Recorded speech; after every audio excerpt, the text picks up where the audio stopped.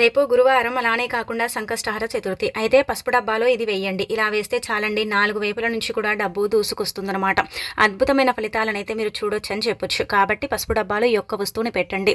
ఎందుకంటే పసుపు మంగళకరమైనది, శుభకరమైనది, శుభాలను సూచిస్తుంది, అశుభాలను దూరం చేసి అద్భుతమైన ఫలితాలను తెచ్చిపెడుతుంది కదా! పసుపు ఒక రకంగా చెప్పాలంటే గనక దైవానికి అంకితం చేయబడేదండి. పసుపు వల్ల మనకెన్నో బెనిఫిట్స్ ఉన్నాయని మనందరికీ తెలిసిందే కదండీ! అయితే రేపు సంకష్టహర చతుర్థి కదా! గుర్తుపెట్టుకోండి. ఉదయాన్నే లేచి శుచిగా స్నాన కార్యక్రమాలు చేసుకొని ఇంట్లో గణపతిని పూజించండి. అయితే స్నానం చేసేటప్పుడు నీళ్ళలో కొన్ని దర్భలను వేసుకొని స్నానం చేయండి. అదేనండి గరిక పూసలను వేసుకొని స్నానం చేయండి.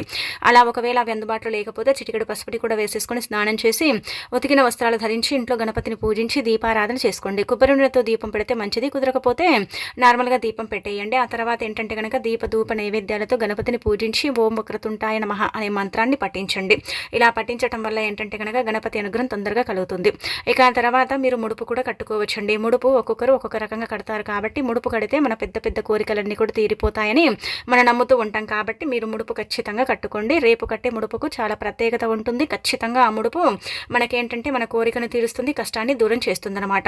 ఇక అలానే కాకుండా రేపు మనకు సంకష్టాల చతుర్థి కదా! అయితే మీరు పసుపు డబ్బాలు, మీ ఇంటి పసుపు డబ్బాలు ఈ యొక్క వస్తువు పెట్టండి.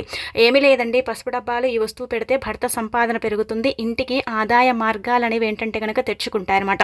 ధనం రావటమే కానీ పోవటం అనేది జరగదు. కాబట్టి పసుపు డబ్బా అందరి ఇళ్లలో ఉంటుంది కదా! అయితే మీరు ఏం చేయండి అంటే 2 యాలకులు తీసుకోండి. యాలకులు లక్ష్మీకారకంగా భావిస్తారు. యాలకులకు అతీత శక్తి ఉంటుంది కాబట్టి చేతిలో పట్టుకొని సంకల్పం చెప్పుకొని ఆ 2 యాలకులు మీ ఇంటి పసుపు డబ్బాలు వేసి పెట్టండి. లేదంటే పూజ గదిలో మనం సపరేట్గా వాడుకునే పసుపు డబ్బాలు కూడా యాలకులు వేసి పెడితే చాలు. 3 నెలల వరకు ఉంటాయి. 3 నెలల తర్వాత తీసి పడేయండి, సరిపోతుందన్నమాట.